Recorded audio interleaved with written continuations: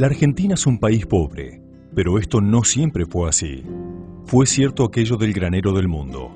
A principios del siglo XX éramos el doble de ricos que Italia y España. Por eso centenas de miles de inmigrantes llegaban al puerto de Buenos Aires. Pero, desde la década de 1950, la Argentina empezó a crecer más lentamente que el resto del mundo.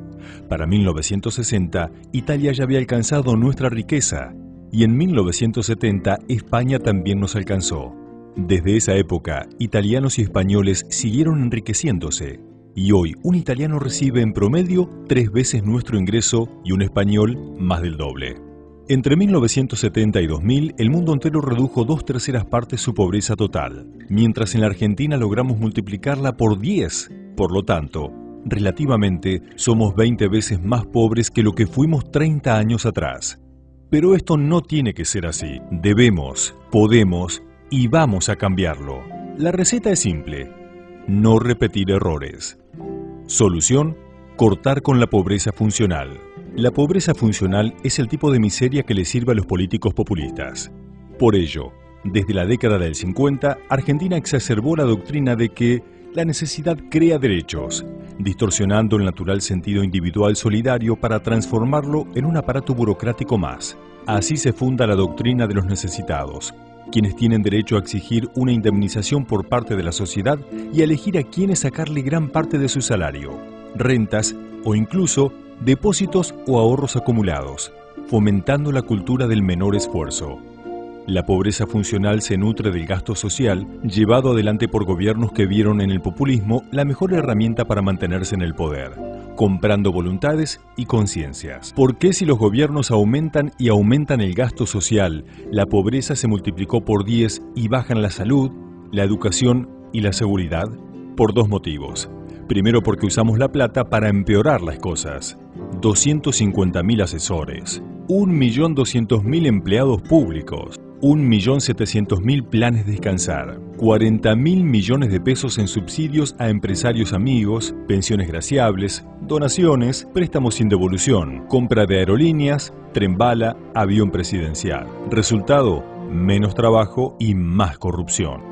El segundo motivo es que el Estado no genera dinero, sino que se lo saca a la gente a través de altísimos impuestos y décadas de alta inflación. Entonces, la fórmula es simple: pobreza funcional genera mayor gasto social clientelista y así sigue aumentando la pobreza funcional. Ese gasto permanente se financia con nuestra plata. De cada 100 pesos que gastamos los ciudadanos, 62 pesos se los lleva el Estado en impuestos.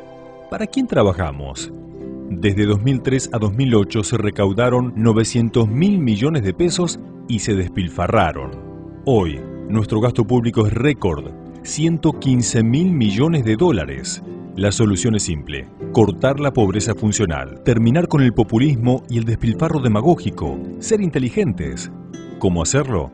Una alternativa sería gastar 1/3 de la recaudación, 100.000 millones de dólares, de la siguiente forma: 2.700.000 casas para 10 millones de habitantes, lo cual eliminaría todas las villas miserias del país.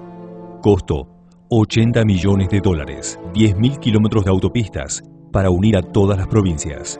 Costo: 18.000 millones de dólares, mejorar la educación brindando 11 millones de notebook e internet Wi-Fi para todos los alumnos.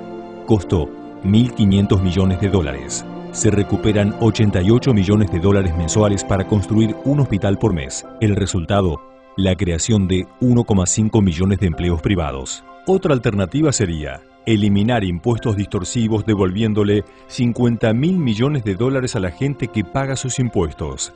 Reducir la deuda en 50.000 millones de dólares. Resultado: crecimiento rápido sustentable, una explosión de inversiones privadas, la reaparición del crédito para la construcción y la pulverización de la pobreza a medida que se crean 2 millones de puestos de trabajo.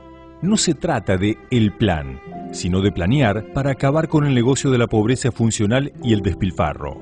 Soñemos con un país donde los más capaces lleguen al gobierno, donde tengamos justicia con mayúsculas, un país más equitativo, abierto al mundo, con ciudadanos libres que busquen su felicidad sin esperar que las soluciones vengan del Estado. Cambiar no es solo posible, es inevitable.